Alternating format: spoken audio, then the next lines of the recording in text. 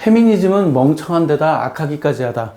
이 동영상은 이 동영상은 다음 동영상이에요. 약간은 손해보를 보며 살아야 하는 이유, 가족을 위해 희생하면 안 되는 이유, 효도란 무엇인가, 상대적 박탈감을 치료하는 약, 계산적으로 살아야 하는 이유. 이 동영상에 이어지는 동영상입니다. 제가 이 동영상에서 무슨 얘기를 많이 했냐면 호혜적 관계 이야기를 많이 했어요. 나도 약간 손해보고 너도 약간 손해보면서 서로가 도움이 되는 그런 관계, 서로가 상호 혜택을 주는 관계, 이런 말을 약간 다른 말로 윈윈이라고 표현할 수 있을 거고, 또 약간 다른 말로 홍익인간이라고 표현을 할 수 있을 거예요. 저는 그 사회 구성원들이 전부 다 현실적으로는 불가능하겠지만 많은 사람들이 서로에게 이득을 주는 호혜적인 관계가 되었으면 좋겠어요. 상대방에게 피해를 주고 상대방에게 상처를 주고 상대방에게 극심한 손해를 주는 그런 관계가 아니라 호혜적인 관계를 유지했으면 좋겠는데, 제가 왜 페미니즘을 엄청 싫어하냐면 페미니즘은 사회 구성원들의 호혜적 관계를 파괴하는 사상이기 때문에 그래요. 저는 페미니즘이라는 사상을 공격하는 동영상입니다. 페미니스트, 사람을 공격하는 동영상이 아니에요. 사람은 불쌍하게 생각해 주세요. 비유로 말하면 페미니즘이라는 사이비 종교에 빠진 사람들이에요. 그 사람들이 제정신을 차리고 페미니즘에서 빠져나올 수 있도록 우리가 도와줘야 하고, 그래야 많은 구성원들이 저는 호혜적 관계를 유지할 수 있다고 생각을 해요. 왜 페미니즘이 멍청한 데다 악하냐고 하냐면 이것 때문에 그래요. 호혜적 관계를 유지할 수 있는 지능이 없기 때문에 멍청하다고 얘기하는 거고, 호혜적 관계를 유지하는 사회 분위기를 파괴하기 때문에 자신에게도 손해고 상대방에게도 손해고 사회 전체에게도 손해인 사상을 계속 주입시켜요. 그래서 제가 악하다고 하는 겁니다. 타이타닉 이야기부터 해보죠.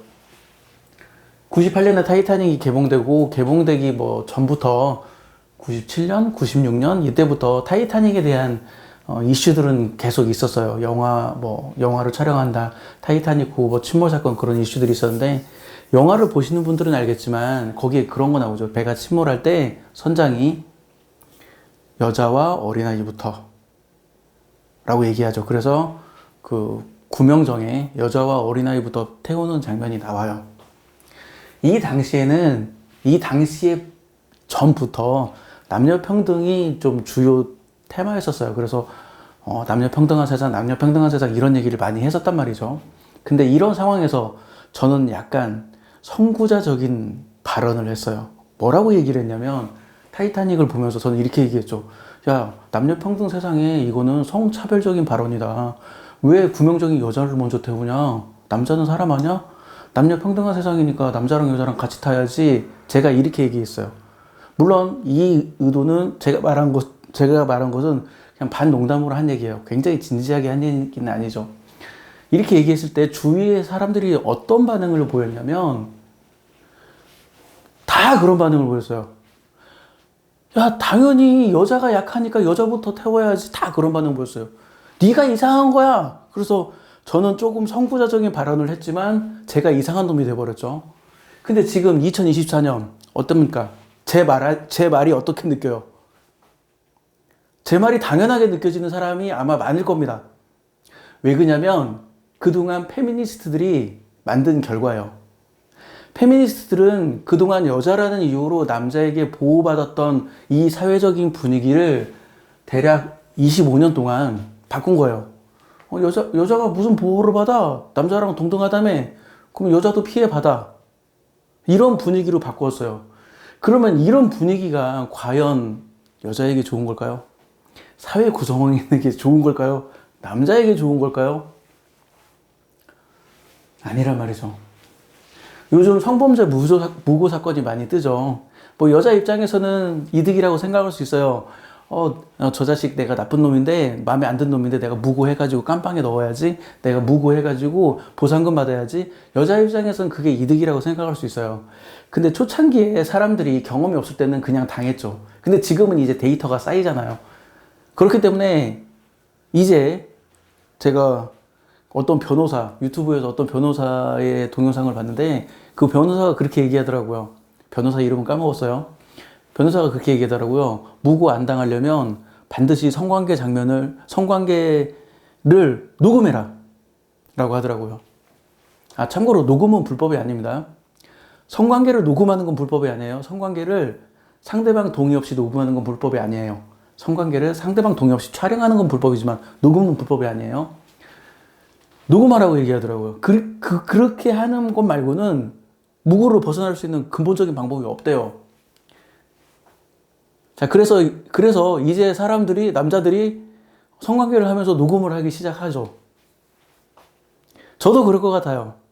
제가 예를 들어서 20대 청년이야. 그러면 성관계 장면을 녹음할 것 같아요. 왜 그러냐면 무고 당하면 내 인생 조지니까. 저 녹음할 것 같아요. 그럼 자, 생각해 봅시다. 진짜 이게 여자들이 원하는 거예요? 무고 상대방에게 막 손해를 끼친 다음에 나도 이제 성관계 해야지 했는데 여자 입장에서 남자가 몰래 성관계 장면을 녹음하는 것이 그게 여자들이 원하는 결과물이냐고요. 아닐 거 아니에요. 근데 저도 제 주위 사람들한테 그렇게 말하고 싶어요.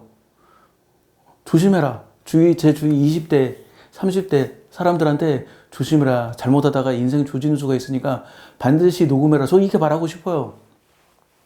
그러면 이런 상황을 어떻게 만들어졌냐면 이 페미니즘 사상 때문에 만들어진 거죠. 그럼 이게 진짜 여자에게 좋은 겁니까? 남자에게 좋은 겁니까? 서로에게 좋은 겁니까? 아니죠. 아니, 왜 이런 생각을 못하는 건지를 모르겠어. 그러니까 내가 멍청한 데다 악하다고 그러는 거예요. 그리고 이거하고 관련돼서 CPR 잘못하면 성범죄자가 될 수 있죠. 가슴 막 압박하면 너 왜 가슴 만졌냐, 성추행. 이런 성범죄자가 될 위험이 있어요. 얼마 전에 구체적으로 말하진 않겠지만 큰 이슈가 있었죠. 사람이 막 압사당한 이슈가 있었는데 이게 1년 됐나 2년 됐나 압사당한 이슈가 있었어요.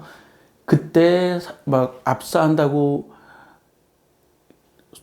그 사람들 CPR 하기 위해서 브래지어 끈 풀고 그렇게 해서 막 CPR을 했단 말이죠. 그렇게 했는데 페미니즘에서 뭐라고 얘기했냐면 저거 CPR이 아니고 성추행 아니냐. 이따고 개소리를 한다는 것이 일단은 멍청한 거예요. 일단 멍청한 거고. 그러면 그렇게 말했을 때 도대체 누가 이득을 보는지를 모르겠어. 나는 아무도 이득을 보는 사람이 없을 것 같은데. 나도 만약에 이게 남자가 쓰러지면 나 CPR 해줄 생각은 있어요.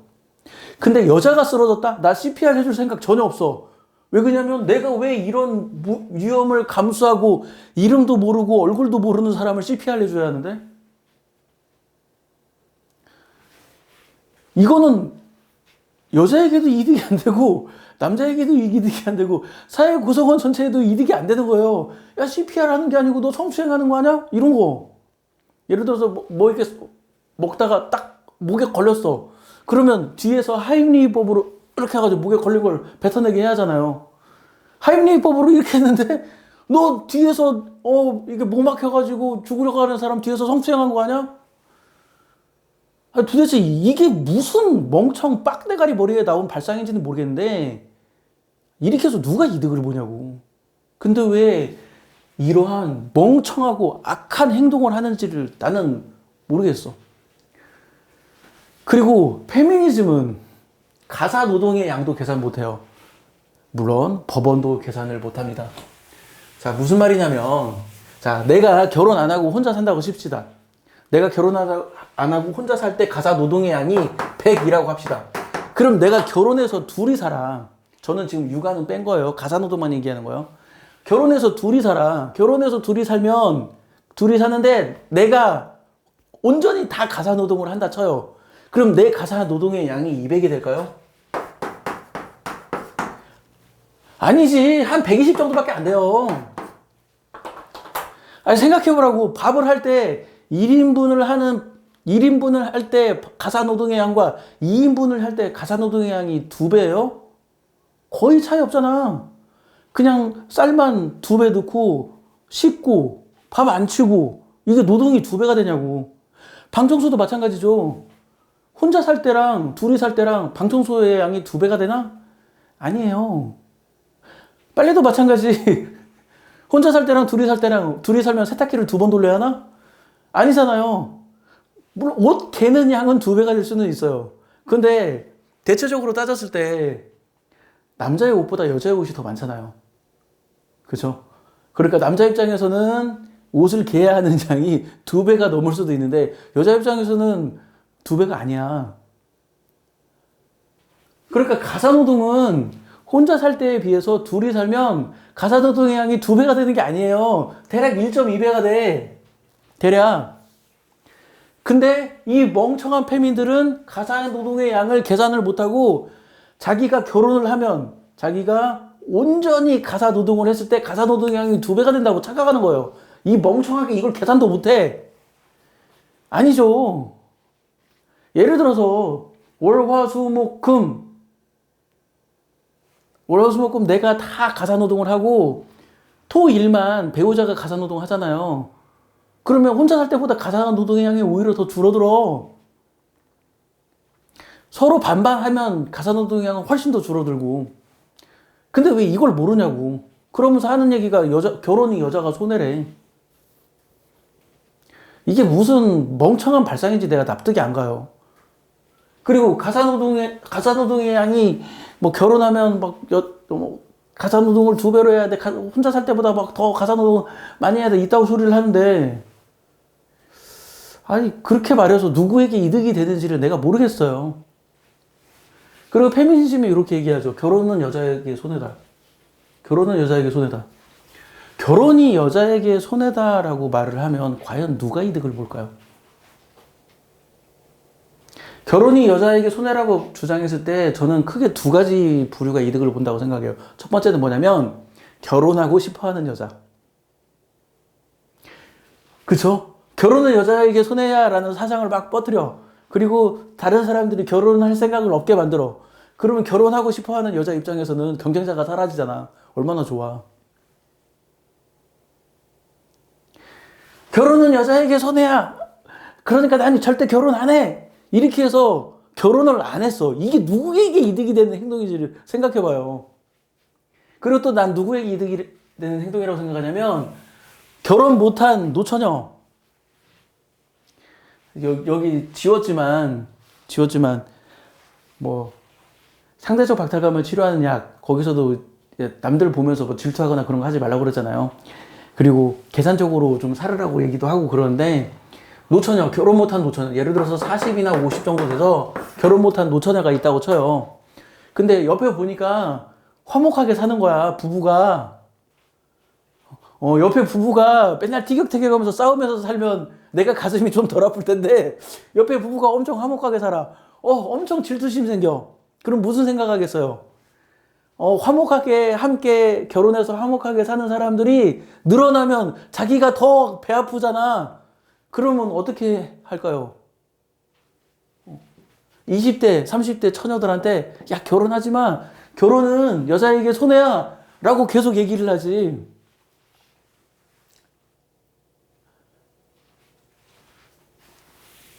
자, 마무리하겠습니다. 저는 페미니즘은 멍청한 애다, 악하다고 생각해요. 왜 멍청하냐고? 호혜적 관계를 하는 것이 서로에게 이득이라는 이 생각을 못하니까 멍청한 거고, 그리고 호혜적 관계를 유지하는 걸 망치니까 저는 악하다고 얘기하는 거예요. 이 타이타닉에서도 얘기했지만 남자들이 약한 여자를 지켜주고 보살펴주는 것이 이때는 당연했어요. 제가 그런 얘기할 때 사람들이 저를 비웃었다니까? 아니, 왜 여자부터야? 남자랑 여자랑 남녀 평등인데 똑같이 가야지. 이렇게 했을 때 저를 비웃었다고요. 근데 그 비웃었던 이 분위기가 페미니즘 덕에 생각이 바뀌었어요. 군대도 마찬가지죠. 제가 이 근처에 군대를 갔는데 제가 군대 가기 전에 주위 사람들한테 이렇게 말하고 다녔어요. 물론 반농담으로 얘기한 거지만 진지하게 말하지 않고, 아니 남녀 평등 세상인데 왜 남자만 군대 가냐, 여자도 군대 가야지. 제가 이렇게 말하고 다녔어요. 그때 주위 사람들의 반응이 어땠는지 알아요? 야, 군대는 당연히 남자가 가는 거지 왜 여자를 군대 간다고 그래. 다 그런 반응이었어. 내 말에 동의하는 사람이 없었다고요. 그리고 지금으로 치면 내가 굉장히 25년 앞선 선구자적인 발언을 했는데 그때 당시 사람들은 나를 이상한 놈으로 봤다고. 그 정도로 남자들은 여자를 위해서 손해보는 것을 당연하게 생각하던 시절이에요. 그래, 남자들이 여자를 위해 좀 손해를 봐야지. 그리고, 손해볼 건 손해보고, 이득 볼 건 이득 보고, 그걸 당연하게 생각했던 시절이에요. 물론, 여자도 여자로서 손해보는 게 있고, 이득을 보는 게 있죠. 근데 그게 서로, 적당히 손해와 이득이 이렇게 만나면서 서로 호혜적인 관계를 유지할 수 있잖아. 근데 페미니즘은 내가 조금의 손해도 보기 싫어해. 여자가 조금의 손해도 보기 싫어해. 그래서 비페니즘이라고 하잖아요. 그 조금의 손해도 보기 싫어하는 그것을 남자들이 25년 동안 경험을 하면서 느낀 거죠. 조금의 손해도 보기 싫어? 그럼 나도 조금의 손해도 안 볼래. 자, 이런 사회적 분위기가 누구에게 이득이 되는 사회적인 분위기냔 말이죠. 그래서 저는 페미니즘은 멍청한 데다가 악하다고 말하고 싶습니다. 뭐 이거에 대해서도 마무리하는 차원으로 한 번 더 얘기하고 싶지만 그렇게 하면 내용이 좀 더 길어지니까 아무튼 뭐 성범죄나 이런 것들에 대해서도 여자들이 아니고 페미니즘에서 우리가 이렇게 말을 했을 때 사회적인 분위기가 어떻게 바뀌겠다 이거 예측 못하나? 여자들의 권익만 주구장창 주장하면 남자들이 반발하겠구나 이런 거 예측 못하나? 정말 나는 페미니즘은 멍청한 데다가 악하기까지 하기 때문에 이 사회가 서로가 싸우도록 남자와 여자가 싸우도록 하는 이런 사회적인 분위기를 망치는 악한 사상이라고 생각하기 때문에 나는 이 페미니즘은 없어져야 한다고 생각해요. 이것으로서 동영상을 마치고 페미니즘에 관련된 동영상은 간간히 하나씩 올릴 예정입니다. 마칠게요.